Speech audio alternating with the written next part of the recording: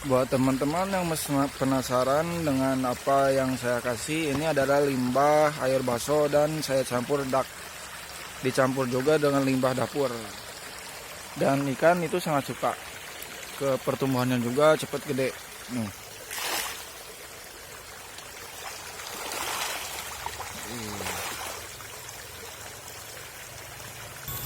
Buat teman-teman yang belum subscribe terlebih dahulu. Assalamualaikum warahmatullahi wabarakatuh. Di video kali ini saya akan membahas tentang bagaimana cara panen di empang seluas ini. Jadi untuk cara panennya itu ada tahap demi tahap. Jadi harus dilakukan secara 2 hari kalau misalkan ikannya itu mau sehat dan segar. Pas nanti dipanen itu nggak loyo. Jadi tadi pagi saya dan bapak itu sudah ngamalirkan, apa ya nama bahasa Indonesianya kalau mengamalirkan itu. Jadi si lumpur itu, ini kan ada kobakan. Jadi lurus ke sana, dari ujung kobakan ini sampai ke ujung sana itu kan di situ ada pembuangan airnya. Jadi dikamalirkan, jadi si lumpurnya itu digali. Jadi dibikin jalan. Jadi besok airnya itu batasnya cuma sampai sini nih.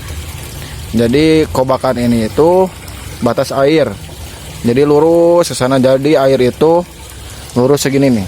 Jadi ini kering, besok ini kering. Dan di sini juga sama. Jadi si ikan itu besok kumpulnya ada di sana. Jadi di situ itu ada pembuangan air. Nah, itu kan saya sudah pasang jaring atau hapa. Kalau di Sunda itu bahasa Sundanya itu hapa. Nah, ini saya sudah pasang 3. Nah, untuk yang itu untuk penampungan ikan yang naik. Jadi kan, nah ini kan belum dipulkan kan semuanya nih. Ini kan belum dikocorin, airnya itu belum semuanya. Besok pasti dikocorinya semuanya. Jadi si air itu mengalir. Jadi mirip solokan. Nah, untuk ikan kan sifatnya itu kan melawan arus. Jadi nanti si ikan itu otomatis masuk ke jaring ini. Jadi panen ikan itu sebenarnya kalau misalkan kolamnya itu dibenahi, ya petani tinggal duduk aja, paling dikit-dikit nyerokin ikan yang ada di sana. Jadi kita tinggal tunggu aja di sana, tapi jangan ada orang, soalnya kan ikan itu paling takut misalkan di sananya ada orang. Jadi orang itu harus ngumpul di belah sana. Besok insya Allah panen hari Minggu, sekarang kan hari Sabtu, ini kan sore ya. Jadi saya ditugasin sama bapak itu nungguin gitu guys. Kalau misalkan nggak ditungguin itu sebenarnya nggak apa-apa, cuma kan ya untuk meminimalisir hal yang tidak diinginkan. Soalnya kan ini empangnya jauh dari rumah.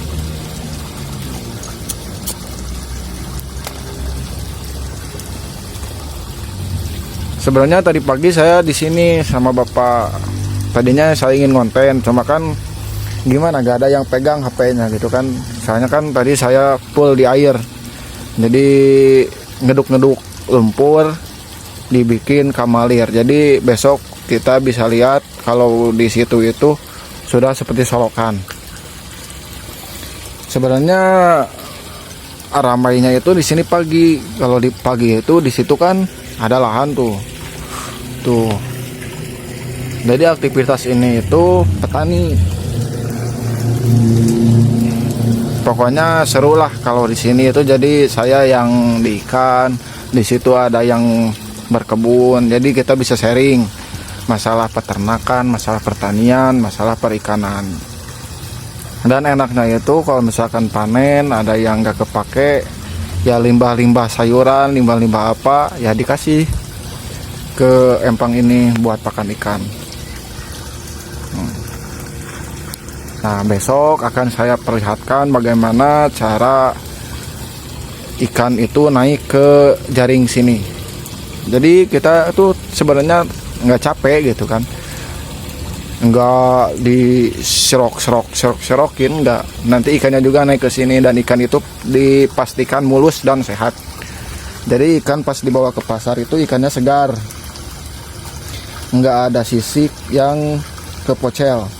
Nah, untuk sisik yang kepocel itu sebenarnya kan, misalkan kita beli ikan di pasar ada sisik yang kepocel, nah itu ada salah dari serokan. Jadi serokannya itu wajib pakai ayakan. Kalau misalkan di Sunda itu namanya ayakan. Nah, ayakan itu seperti ini nih. Nah, jadi nyerok ikan konsumsi itu wajib pakai ayakan seperti ini, jangan pakai seser yang dari jaring. Kalau dari jaring nanti si ikan itu kelipet dan sisiknya kepocel. Kalau ikan sudah sisiknya kepocel ya pasti sakit. Di pasar itu pasti ikannya lesu-lesu. Kalau pakai yang ini, ikan itu segar dan sehat-sehat. Nah, kalau misalkan teman-teman punya empang atau punya lahan seluas gini, teman-teman bisa memanfaatkannya. Dan sebelum dijadikan empang itu, teman-teman harus kondisikan nanti setelah panennya itu bagaimana. Jadi harus dibikin kobakan seperti ini. Jadi pas panen itu kita tinggal duduk liatin ikan gitu kan, enak. Nggak capek serok sini ya, ke ikannya juga nanti jengkel. Kalau misalkan dibenahi seperti ini nggak enak, jadi ikan itu nyemperin sendiri. Nah, untuk perairan itu wajib diutamakan. Jadi perairan itu yang masuk harus bagus, yang keluarnya juga harus bagus.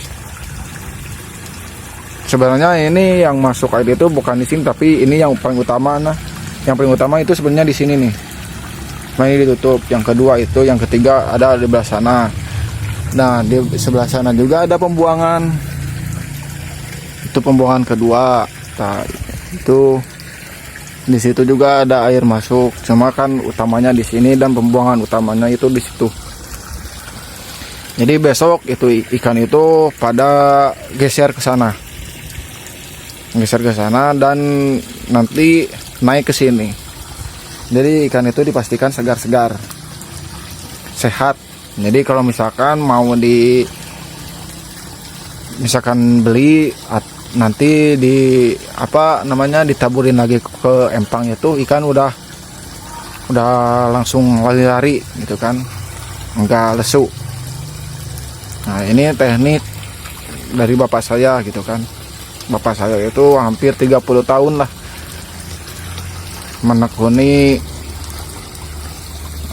ikan konsumsi. Kalau saya kan masih baru-baru, tapi insya Allah ya bulan depan doakan saja saya dipercaya ngelola empang sama bapak di sebelah sana. Itu kan di situ kan ada pohon kelapa tuh, di bawahnya itu ada empang. Nah, insya Allah itu saya yang akan kelola. Nanti saya akan buktikan ke bapak bagaimana cara petani muda itu sukses di ikan konsumsi. Jadi petani itu pilihan, guys. Anda harus memberikan semua tenaga dan pikiran itu ke hal yang Anda terjuni gitu kan. Kalau misalkan Anda jadi petani cabai, ya pikiran dan itu kan harus sepenuhnya di perkebunan gitu kan. Jadi jangan ada istilah capek. Nah, segini dulu guys ngevlognya. Besok saya akan perlihatkan bagaimana cara ikan naik dan perairan ini surut. Jadi ini belum disurutkan semuanya, besok baru disurutkan semuanya. Jadi ini masih dari pembuangan yang ke satu. Jadi kan ada yang membuang ke satu itu, jadi ada tahapan. Nah, yang ke satu, yang kedua. Nah, besok yang kedua baru dibuka. Jadi ikan langsung surut, air langsung surut, ikan pada ngumpul di sana, dan kita tinggal duduk di sini. Dan sebagian orang pasar ada di sana tuh. yang nyerokin yang ikan yang nggak naik-naik. Nanti disortir, pindah ke sini, di kilo, bawa ke pasar. Nah, untuk vlognya sekian dulu. Untuk mensupport channel ini jangan lupa subscribe ya guys. Nanti saya akan ngevlog bagaimana cara budidaya ikan gurame. Nah, kebetulan saya di rumah, di empang dekat rumah itu ada gurame yang lumayan agak gede-gede dan saya akan ternak. Nanti saya akan videokan bagaimana cara